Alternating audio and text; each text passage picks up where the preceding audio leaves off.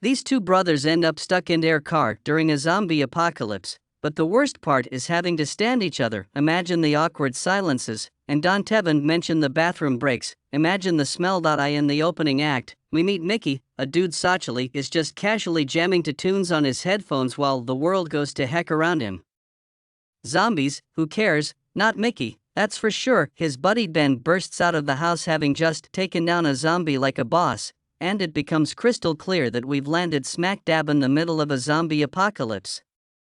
Bummer, right? Mickey and Ben, former baseball brothers, find themselves amongst the few living souls left on Earth. They trek through forests like a twisted summer camp, gathering supplies and avoiding those pesky, flash-craving zombies of the world's gone post-apocalyptic, and these two spend most of their time bored out of their skulls, but, hey, at least they have each other. Ben's adapted to the new world like a zombie slaying ninja, while Mickey would rather drown out the horror with his trusty headphones. One day, Mickey hits the jackpot and wins a $1,000 on a scratch card, but Ben's all like, dude, money's meaningless now, get with the program. They reminisce about their baseball days and indulge in a good old game. To pass the time on their journey, they stumble upon a cabin in the woods, which isn't at all creepy or anything. Ben bravely checks it out, gun in hand, while Mickey stays outside, shaking in his boots.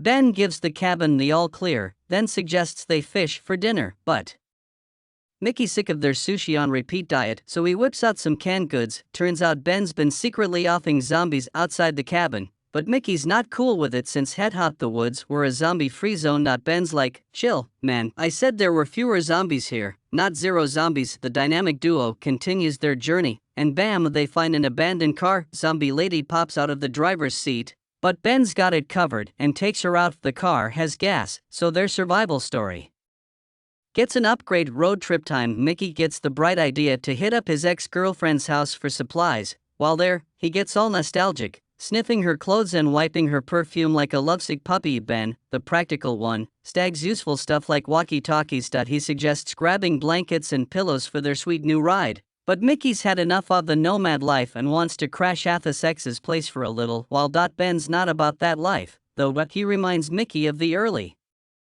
days of the apocalypse, when they were holed up in Mickey's house with his whole family. It was a nightmare, and they even had to resort to killing the family dog for food. Yikes, average day in Bing Chilling Land, so the boys keep rolling, hitting the open road and embracing their life on the run. Just two dudes, a car, and a world full of zombies. What could go wrong? In the end, zombies trashed the house like a college frat party gone wrong, leaving only Mickey and Ben standing. In the aftermath, they continued their journey, determined to prove that their bromance could survive anything. One day, while Mickey was jamming to a playlist of carefree tunes, Ben pulled a classic prank by pretending to be a zombie. As Mickey jumped out of his skin, Ben pointed out that, maybe cranking the volume on his headphones wasn't the best idea, given the zombies and all. Just a thought. Taking his buddy's advice, Mickey ditched the headphones and uncovered a pair of walkie-talkies. After getting them up and running, they stumbled upon a signal from other survivors. It was like an exclusive club that required a secret handshake, except the password was surviving a zombie-infested world. Listening in, they discovered that life carried on for these lucky folks, complete with birthday parties, movie nights, and a buffet of non-expired snacks. Mickey couldn't resist butting in, asking if they could crash the party. Unfortunately, the voice on the other end was as friendly as a hangry zombie, telling them there was no room at the end and ordering Annie, another survivor, to ghost Mickey and Ben. Despite being shot down, Mickey became obsessed with reaching out to Annie, while Ben rolled highsies at his buddies. Hopeless romanticism. Ben, ever the practical one, advised Mickey to follow his lead if he wanted to keep his limbs intact. Later, the duo stumbled upon an eerily empty campground. Mickey, investigating a building, found a group of zombies having a not-so-lively party in one of the halls. Ben had to step up and save the day, dealing with the zombies like a pro. Meanwhile, Ben tried to convince Mickey that zombie slang was a useful skill in their world, but Mickey didn't see the point. Eventually, Ben took care of the undead crowd himself. In the next scene, Ben went for a swim, leaving Mickey snoozing in the car. Mickey's nap was rudely interrupted by a zombie girl attempting to break into the car. Like a sleep-deprived student trying to open a locked library, Mickey panicked, calling for Ben, but ultimately realized he was on his own. After some observation, Mickey concluded the zombie girl was more into window shopping than actually breaking in. Having been without any companionship for months, Mickey decided it was time to get creative and make the most of this bizarre situation.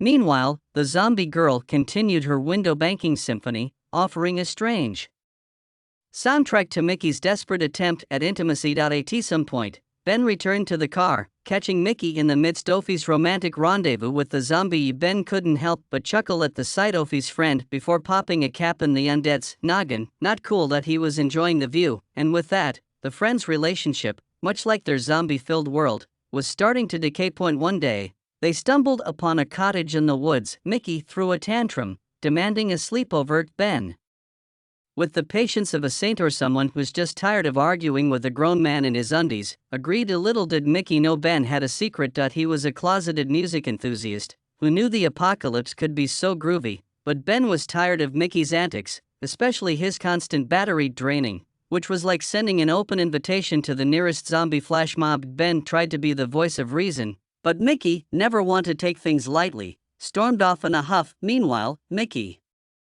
hit up Annie on the radio, the only girl he talked to since, well, ever. She revealed the survivor camp was less paradise and more dystopian nightmare and advised him to give up on joining. Mickey, however, was ready to ditch Ben faster than you can say toxic friendship, but Annie wasn't having it. Ben, now in party mode, cranked up the tunes, drank like a fish, and danced with his trusty gun like it was prom night all over again. Then, in the ultimate trust exercise gone wrong, Ben kidnapped a zombie and locked it in a room with a snoozing Mickey and a baseball bat. Ben's ears were met with the symphony of Mickey's terrified screams and bat-on-zombie action. Finally, the door creaked open, revealing a blood-soaked Mickey, gasping for breath and ready for payback. He launched himself at Ben, fizz flying, but Ben couldn't help but be proud that Mickey had finally grown a pair and off to zombie. Mickey spilled the beans about his chat with Annie and her warning about the camp, tears streaming down his face.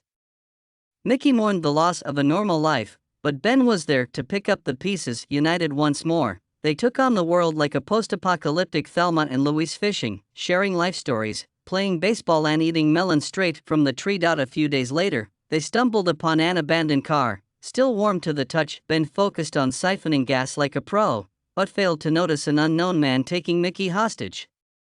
And so their wild, wacky adventure continued. The man goes all Liam Neeson on them, demanding the keys to the boy's car or Mickey will be meeting God. Ben offers to tag along, but the visitors got a one-way ticket to Arizona and isn't looking for a bromance. Desperate, Ben plays the guilt card, asking if he's really going to clap Mickey just to hitch a ride. The stranger spills the tea, saying he was promised a getaway, food and a car if he slaved away all winter, but they ghosted him, and now he has got to bounce before they catch up. The dude loses it again and threatens to play Picasso on Mickey's face with a knife. Ben tries some Jedi mind tricks, saying the keys are already in the ignition. If the man lets Mickey go, Ben will put the gun away and hand over the car. The man agrees, shoves Mickey aside and hops in the driver's seat, but surprise, the keys are chilling in Ben's pocket. Caught red-handed, the man makes a run for it, but Ben shoots him, leaving Mickey shook.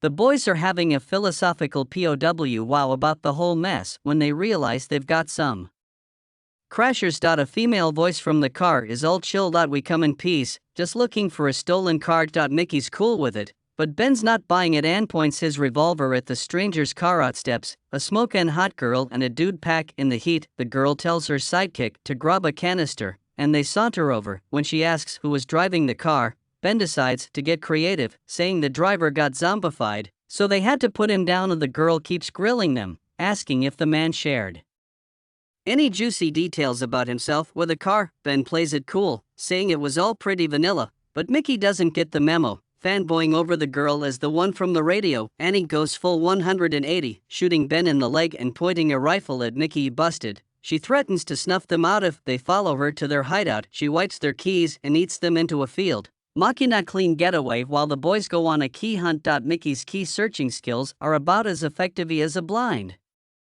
squirrel, so as night falls, Ben suggests they sleep in the car and resume the treasure hunt in the morning. Mickey wakes up in the middle of the night to some spooky noises. They hit the headlights, only to see a zombie apocalypse bearing down on them. Ben's leg is out of commission. Subs 2 are stuck in the car. The next morning, Their Undead fan club has surrounded the car, groaning and rocking it like they're at a death metal concert.